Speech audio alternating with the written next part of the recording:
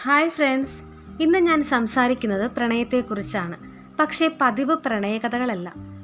മറ്റൊരാളെ സ്വന്തം ജീവനേക്കാൾ കൂടുതൽ സ്നേഹിച്ച് ഒടുവിൽ ആ പ്രണയം നഷ്ടപ്പെട്ടപ്പോൾ സ്വന്തം ലൈഫ് തന്നെ വഴിമുട്ടി നിൽക്കുന്ന കുറച്ചു പേരുണ്ട്. അവരോടാണ് എനിക്ക് നിങ്ങളോട് ഒരൊറ്റ ചോദ്യമേ ചോദിക്കാനുള്ളൂ. ആ വ്യക്തി നിങ്ങളുടെ ലൈഫിലേക്ക് വരുന്നതിന് മുമ്പ് നിങ്ങൾ എത്രമാത്രം സന്തോഷവതിയായിരുന്നു, അല്ലെങ്കിൽ സന്തോഷവാനായിരുന്നു, എത്രത്തോളം ചിരിക്കുമായിരുന്നു? എന്നാൽ ഇന്ന് കണ്ണാടിയിൽ നോക്കുമ്പോൾ ആ പഴയ മുഖം നിങ്ങൾ കാണുന്നുണ്ടോ? ആരുടെയോ ഒരു മെസ്സേജിനും കോളിനും വേണ്ടി കാത്തിരുന്ന് നിങ്ങളുടെ ആത്മവിശ്വാസവും സന്തോഷവുമെല്ലാം എവിടെയോ നഷ്ടപ്പെട്ടു പോയില്ലേ? സാരമില്ല, ഇനി നമുക്ക് ആ പഴയ നിങ്ങളെ തിരിച്ചു പിടിക്കാം. പ്രണയത്തിൽ നമ്മൾ ചെയ്യുന്ന ഏറ്റവും വലിയ തെറ്റ് എന്താണെന്നറിയോ? നമ്മുടെ സന്തോഷത്തിൻ്റെ താക്കോൽ മറ്റൊരാളുടെ കയ്യിൽ കൊടുക്കുക എന്നത് തന്നെ. അവർ ഒന്ന് ചിരിച്ചാൽ നമ്മൾ സന്തോഷിക്കും, അവർ ഒന്ന് മുഖം കറുപ്പിച്ചാലോ നമ്മുടെ ആ ദിവസം തന്നെ ഇരുണ്ടു പോകും. ഇങ്ങനെ ജീവിക്കുമ്പോൾ പതുക്കെ നമ്മൾ അവരിലേക്ക് മാത്രം ചുരുങ്ങുകയാണ്. നമ്മുടെ എല്ലാ സമയവും ശ്രദ്ധയും സ്നേഹവും അവർക്ക് കൊടുക്കുമ്പോൾ അവർ വിചാരിക്കും നമ്മൾ എപ്പോഴും അവർക്ക് വേണ്ടി മാത്രമുള്ളതാണെന്ന്. ഒടുവിലോ എനിക്ക് നിന്നെ മടുത്തു എന്ന് പറഞ്ഞ് അവർ വളരെ ലാഘവത്തോടെ നമ്മളെ കൈവിടുമ്പോൾ തകർന്നു പോകുന്നത് നമ്മളാണ്. കാരണം നമ്മൾ അവരെയായിരുന്നു നമ്മുടെ ലോകമെന്ന് വിശ്വസിച്ചിരുന്നത്. സുഹൃത്തെ, നിങ്ങളെ ഒഴിവാക്കാൻ കാരണങ്ങൾ തിരയുന്ന ഒരാൾക്ക് മുമ്പിൽ ദയവായി നിങ്ങളുടെ സ്നേഹം ഭിക്ഷയായി ചോദിക്കരുത്. അവർക്ക് വേണ്ടി കരയുകയോ മെസ്സേജുകൾ അയച്ച് കാത്തിരിക്കുകയോ ചെയ്യരുത്.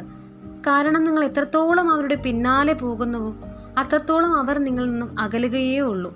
ഒരു കാര്യം മനസ്സിലാക്കുക, നിങ്ങളെ ശരിക്കും സ്നേഹിക്കുന്ന ഒരാളാണെങ്കിൽ അവർക്ക് നിങ്ങളെങ്ങനെ കരയിപ്പിക്കാൻ കഴിയൂ? നിങ്ങളെ അവഗണിച്ചുകൊണ്ട് അവർക്കിപ്പോഴും സന്തോഷമായി ഇരിക്കാൻ കഴിയുന്നുണ്ടെങ്കിൽ അവരുടെ ലൈഫിൽ നിങ്ങൾക്ക് ഒട്ടും സ്ഥാനമില്ലെന്ന് തന്നെയാണ് അർത്ഥം.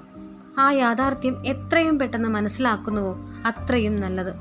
ഇനി ഇതിൽ നിന്നൊരു മാറ്റം വേണം. നഷ്ടപ്പെട്ടു പോയ പ്രണയത്തെ ഓർത്ത് ജീവൻ കളയാൻ തുനിയുന്നവരുണ്ട്. എന്തിനാണത്?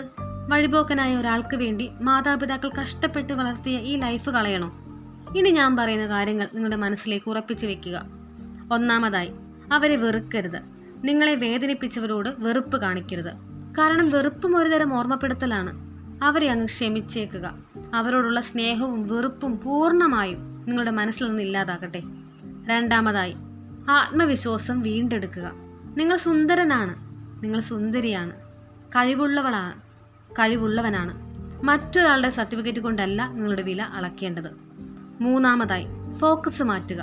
നിങ്ങളുടെ കരിയർ, നിങ്ങളുടെ ബിസിനസ് അല്ലെങ്കിൽ നിങ്ങളുടെ കഴിവുകൾ പോലുള്ള കാര്യങ്ങളിലേക്ക് നിങ്ങളുടെ മുഴുവൻ ശ്രദ്ധയും കൊടുക്കുക. നിങ്ങൾ ഉയരങ്ങളിൽ എത്തുന്നതാണ് അവർക്കുള്ള ഏറ്റവും വലിയ മറുപടി. നാലാമതായി, സ്വയം സ്നേഹിക്കുക.